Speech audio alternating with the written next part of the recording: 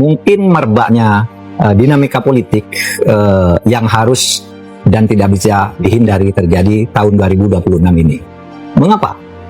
Karena pada tahun 2026 ini ada masalah-masalah baru di bidang hukum dan politik yang harus diselesaikan, yaitu penyelesaian undang-undang pemilu dan undang-undang pemilihan kepala daerah pada tahun 2026 ini, berkenaan dengan adanya putusan MK.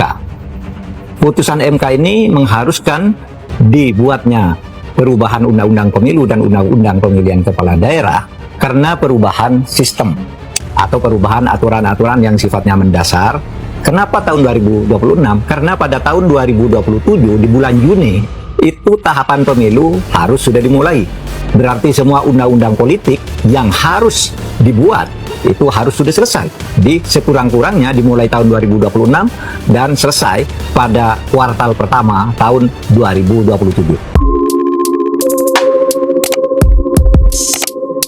Assalamualaikum warahmatullahi wabarakatuh. Apa kabar sahabat sekalian? Semoga sahabat selalu dalam keadaan sehat walafiat. Mahfud MD memprediksi bakal ada kisruh nasional di tahun 2026 ini. Mantan Menteri Koordinator Bidang Politik, Hukum dan Keamanan atau Menko Polhukam Mahfud MD memberikan peringatan keras di awal tahun 2026. Ia memprediksi tahun ini 2026 ini akan menjadi fase krusial syarat dengan gejolak dan dinamika politik tinggi yang tak terelakkan dan bahkan bisa menjadi pemicu kekisruhan nasional.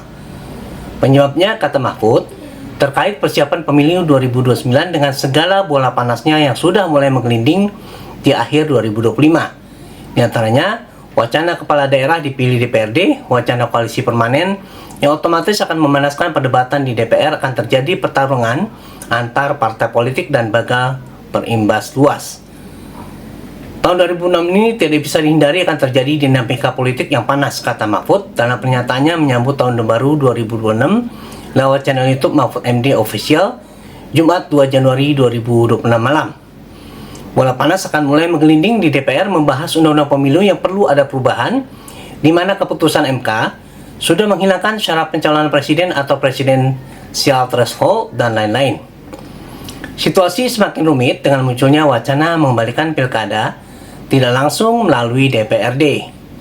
Mahfud mengakui secara konstitusional hal tersebut dimungkinkan karena MK sejak 2004 menyatakan pilkada dapat dilakukan secara langsung maupun tidak langsung. Kalau kembali ke pilkada tidak langsung, itu sah secara yuridis, tapi secara politik bisa dianggap kemunduran demokrasi. Ini murni pilihan politik, tegasnya. Mari kita simak selengkapnya video berikut ini. Masalah baru di bidang hukum dan politik yang harus diselesaikan, yaitu penyelesaian undang-undang pemilu dan undang-undang pemilihan kepala daerah pada tahun 2026 ini, berkenaan dengan adanya putusan MK. Putusan MK ini mengharuskan dibuatnya perubahan undang-undang pemilu dan undang-undang pemilihan kepala daerah karena perubahan sistem atau perubahan aturan-aturan yang sifatnya mendasar. Kenapa tahun 2026? Karena pada tahun 2027 di bulan Juni itu tahapan pemilu harus sudah dimulai. Berarti semua undang-undang politik yang harus dibuat itu harus sudah selesai di sekurang-kurangnya dimulai tahun 2026 dan selesai pada kuartal pertama tahun 2027. Ini yang akan menyebabkan terjadinya dinamika politik. Karena begini, berdasar putusan MK nomor 262 tahun 2024 bertanggal 12 Januari, persis setahun lalu, 12 Januari tahun 2025, di situ dikatakan bahwa pemilu itu tidak pakai lagi presidential threshold. Semua partai politik peserta pemilu boleh mengajukan calon presiden. Nah, ini akan terjadi perdebatan karena dulu itu loh, kok tidak ada threshold? Apa yang membuktikan bahwa sebuah partai peserta pemilu itu mempunyai pendukung? Ini kan baru pertama untuk partai-partai baru. Seharusnya kan sudah jelas pendukungnya, misalnya 5 tahun dia sudah punya wakil di DPR. Ini sekarang dibuka oleh MK agar tidak ada. Sahabat sekalian, peringatan Mahfud MD menjadi alarm penting bagi seluruh elemen bangsa bahwa tahun 2026 bukanlah tahun biasa.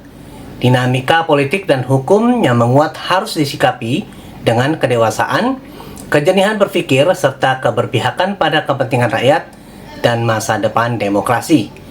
Perbedaan pandangan adalah keniscayaan, namun jangan sampai berubah menjadi konflik yang merusak persatuan. Di tengah potensi gejolak, harapan tetap ada jika amanah konstitusi dijaga, hukum ditegakkan dengan adil, dan kekuasaan dijalankan dengan tanggung jawab. Indonesia insya Allah mampu melewati fase krusial ini dengan selamat dan bermartabat dalam lindungan Allah Subhanahu wa Ta'ala. Demikianlah informasi dari kami. Wassalamualaikum warahmatullahi wabarakatuh.